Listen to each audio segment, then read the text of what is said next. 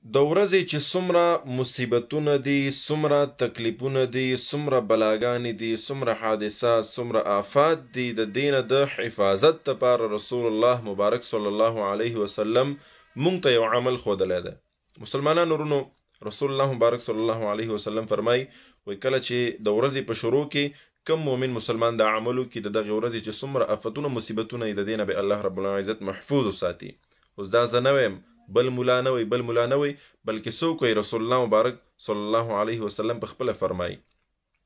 مونږ او تاسو سوچ وکړو نن سبا حالات څنګه دي، د هر طرف نه تکلیفونه، مصیبتونه، بلاګانې، حادثات، آفتونه. انسان به سحر وځي د کور نه او الله رب العزت دې د ټول مسلمانانو حفاظت وکړي، خو بیا هم سحر به روغ وځي، ماسخوتن چې کور ته راځي نو حالت به بدل وي. یا نور که مونږ تاسو وګورو نن سبا ګاډي دي، اکسیډنټ دي او پوره ډېرې قصې دي که نه، د دغې هر څه نه د حفاظت دپاره رسول الله مبارک صلی الله علیه وسلم مونږ تاسو ته یو عمل ښودلی دی. عمل ډېر اسان دی، مختصر یې تاسو ته ویمه. دا عمل په خپله زندګۍ کې راولئ، هر مسلمان ته پکار دی چې دا په خپله زندګۍ کې راولي، دا زده کړي، نو انشاءالله الله رب العزت به د روزمره آفاتو مصیبتونو نه چې د دې حفاظت به یې کوي او الله رب العزت به محفوظ ساتي. عمل دا دی، زمونږ بجلی لاړه خو زه تاسو د عمل پوره کومه، دا عمل واورئ. عمل دا دی وایي آیات الکرسي.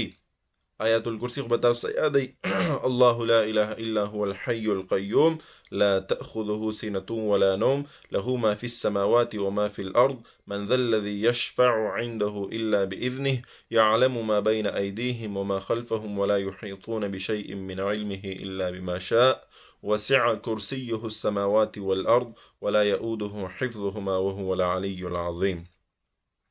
دا آیات الکرسی ده. یو کرت به دا ووایي ورسره آیاتونه دي د سوره مومن 40مه سپاره کې دی، د دې یو څو آیاتونه دي، دا به وایي ورسره. بسم الله الرحمن الرحیم حامیم تنزيل الكتاب من الله العزيز العليم غافر الذنب وقابل التوب شديد العقاب ذي الطول لا إله إلا هو إليه المصير.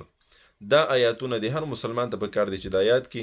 سحر چې کله تاسو کار ته ځئ، ډیوټۍ ته ځئ، چې چېرته هم ځئ، دا آیاتونه، دا آیات الکرسي ورسره دا آیاتونه په ځان باندې چوف کوئ، نو انشاءالله الله رب العزت ستاسو حفاظت کوي د هر قسم مشکلاتو نه، پریشانیانو نه، ټینشنونو نه، مصیبتونو، غمونو، آفتونو، د هر قسم بلاګانو نه به ستاسو الله رب العزت حفاظت کوي.